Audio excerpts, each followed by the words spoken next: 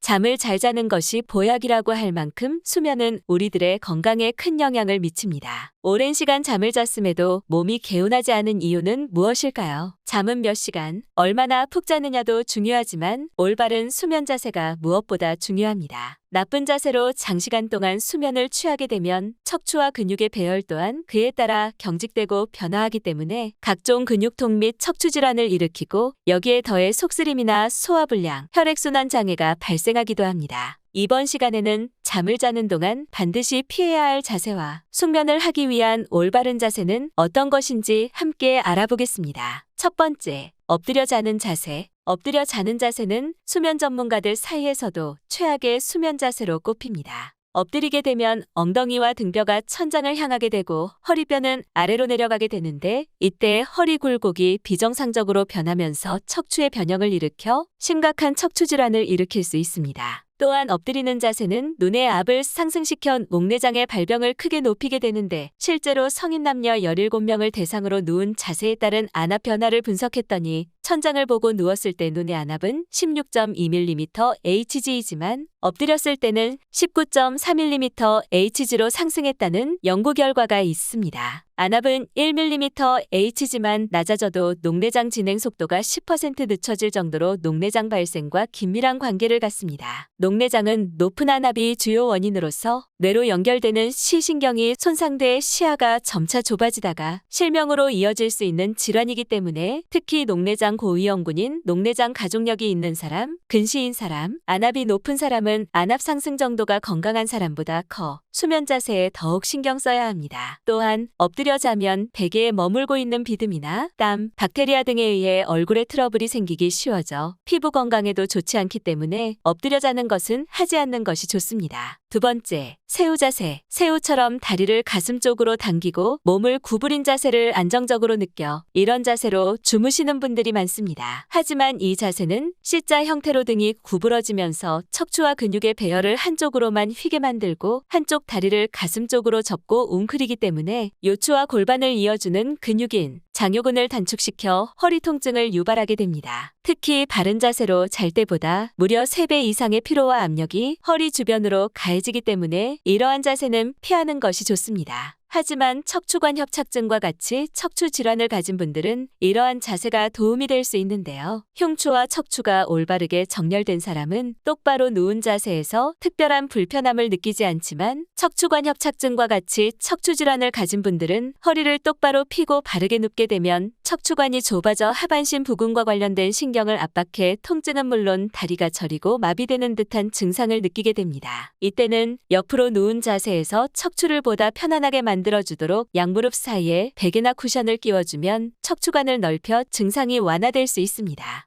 세 번째, 만세 자세. 내 몸이 정상이라면 만세를 한 채로 자는 것을 불편해해야 하는 것이 맞습니다. 만세 자세를 하고 잤을 때 편안하다고 느껴진다면 몇 가지 질환을 의심해야 합니다. 첫 번째는 흉추 후만증, 두 번째는 흉곽출구증후군, 세 번째는 어깨 근육 뭉침입니다. 이 세 가지는 모두 장시간 등이 구부정한 자세로 책을 보거나 스마트폰 사용, 반복되는 조립 업무 등으로 인해 거북목 자세를 오랫동안 유지하여 목과 어깨에 과부하가 왔을 때 발생할 수 있습니다. 이때 만세 자세를 하면 일시적으로 등이 펴지면서 시원하다고 느껴 잘 때도 자연스럽게 만세를 취하게 됩니다. 하지만 양팔을 올리는 만세 자세는 잠을 자는 동안 목과 어깨, 등, 허리에 부담을 주고 계속해서 긴장을 주고 있기 때문에 전신 불균형을 초래하게 됩니다. 만세를 하면 배가 앞으로 나오고 허리가 움푹 들어가게 되면서 디스크에 무리한 압력이 가해질 수 있습니다. 또한 팔과 함께 어깨가 들리면서 목과 어깨 사이 근육이 과하게 수축하고 쇄골 아래로 지나가는 신경다발이 압박되어 혈액순환을 방해하고 저림 등의 증상이 심해질 수 있으며 기도가 좁아져 코골이가 더 심해지고 수면 무호흡증을 유발하거나 악화시킬 수 있습니다. 특히 어깨 관절에서 조직간 마찰로 인해 염증과 통증이 생기는 어깨충돌증후군도 유발할 수 있기 때문에 이러한 자세는 일시적으로 편안함을 느낄지라도 자는 동안은 하지 않는 것이 좋습니다. 네 번째, 다리 꼬고 자기. 잠을 잘 때 다리 한쪽을 포개고 자는 분들이 계시는데요. 이때는 척추나 골반에 문제가 생겼을 수 있습니다. 강동경희대병원 재활의학과 김동환 교수는 평소 잘못된 생활 습관으로 척추 골반의 좌우대칭이 안 맞으면 차렷 자세 시 통증이 생긴다며 뼈가 틀어졌거나 햄스트링, 대퇴부 근육, 사타구니 근육이 짧아진 것이 원인이라고 하는데요. 신체의 좌우대칭을 무너뜨리는 대표적인 생활 습관은 다리를 꼬고 앉거나 짝다리 짚기 등이 있는데, 이렇게 좌우대칭이 무너진 상태에서 잘 때도 다리를 꼬고 자는 것이 편안하다고 계속 꼬고 자게 되면 골반과 척추가 틀어져 좌우 비대칭이 더욱 심해지는 악순환이 반복되게 됩니다. 이때는 척추와 골반에 가해지는 중력과 하중이 가장 적은 차렷 자세를 하고 자는 것이 좋으나, 이것이 불편하다면 옆으로 누워 베개를 가랑이 사이에 끼거나 죽부인처럼 긴 베개를 안고 자는 것이 좋다고 합니다. 평소 허리와 다리를 늘려주는 스트레칭을 병행하면 증상 개선에 도움이 되며, 자다가 다리를 꼬더라도 의식적으로 풀려고 노력하는 것이 중요합니다. 5번째, 베개.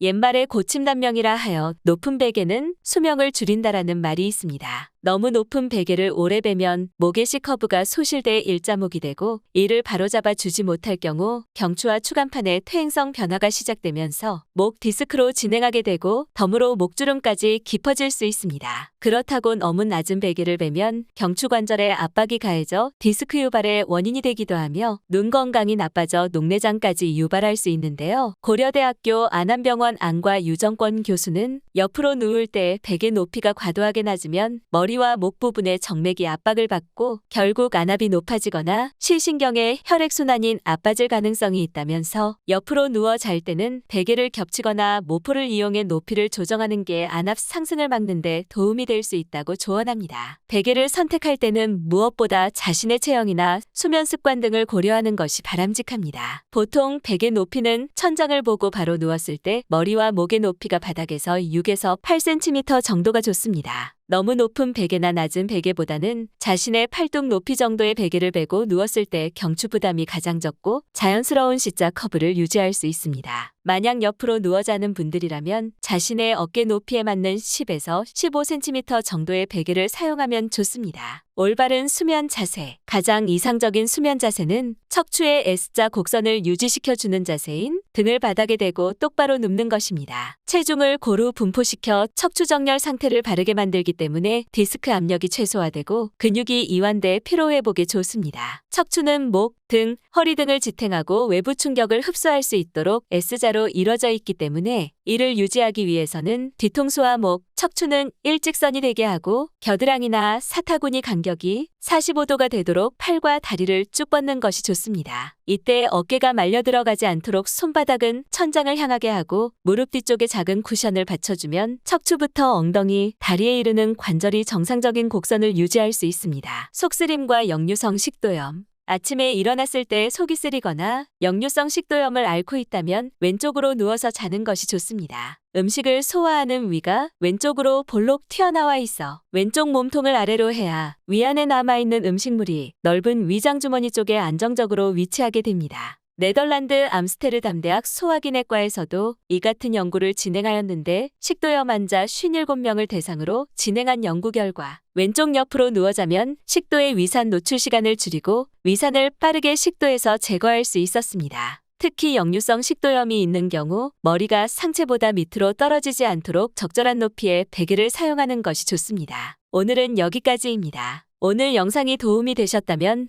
좋아요와 구독 눌러주시고 소중한 분께 이 영상을 공유해주세요. 저는 더욱 유익한 영상으로 다시 찾아뵙겠습니다. 오늘도 건강하세요.